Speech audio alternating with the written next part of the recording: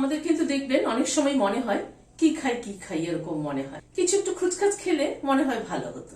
সেরকমই একটা রেসিপি আজ আপনাদের সাথে শেয়ার করছি, নোনতা মিষ্টি মেশানো মাটরি।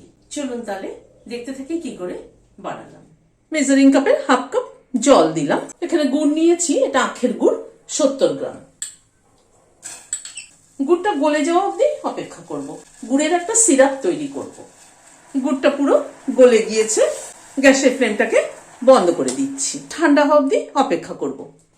মেজারিং কাপের 1 কাপ আটা নিলাম, 1/3 কাপ চালের গুঁড়ো নিলাম, সুজি নিলাম 1/4 কাপ, ডেসিকেটেড কোকোনাট নিলাম 1/4 কাপ, নুন দিলাম, 2 চামচ তিল দিলাম, 4-5টা এলাচ গুঁড়ো করে নিয়েছি, 1 চামচ মৌরি দিলাম।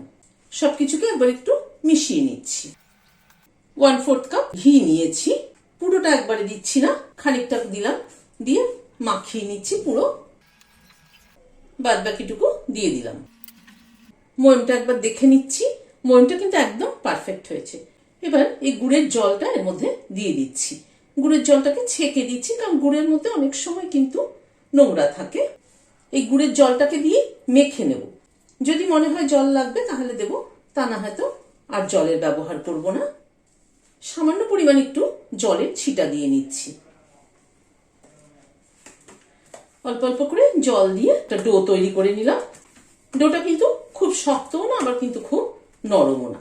আঙ্গুল দিয়ে চাপলে পরে কিন্তু ডেবে যাচ্ছে কিনা সেটা দেখতে হবে। ঢেকে মিনিট 15-এর জন্য রেখে দিচ্ছি। মিনিট 15 পরে ঢাকাটা তুলে নিচ্ছি, তুলে একবার একটু মেখে নিচ্ছি। এবার এখান থেকে খানিকটা পোর্শন তুলে নিচ্ছি, দুটো ভাগ করে নিলাম। একটা ভাগকে ঢেকে সরিয়ে রাখছি। বেলনা চাকি নিলাম, বেলে নিচ্ছি। বেলে নিলাম। আমি একটা টিফিন বক্সের, ছোট স্টিলের টিফিন বক্সের ঢাকনাটা নিয়েছি, সেটা দিয়ে কেটে নিচ্ছি গোল গোল করে। এবার সাইড থেকে এক্সট্রা ডোটাকে সরিয়ে নিচ্ছি। এবার ছুরি দিয়ে একটুখানি ডিজাইন করে নিচ্ছি, জাস্ট হালকা করে একটা কাটমার্ক দিয়ে নিচ্ছি। এইভাবে সবগুলোকে তৈরি করে নিচ্ছি। তেলটা গরম হয়ে এসছে, মিডিয়াম গরম হবে। এক এক করে ছেড়ে দিচ্ছি। ভেজে নিলাম, এবার তুলে নিচ্ছি। সবগুলোকে ভেজে তুলে নিলাম। ভিডিওটি যদি ভালো লেগে থাকে তাহলে একটা লাইক এবং সাবস্ক্রাইব করার অনুরোধ রইল। আজ তাহলে এখানে শেষ করছি। নমস্কার।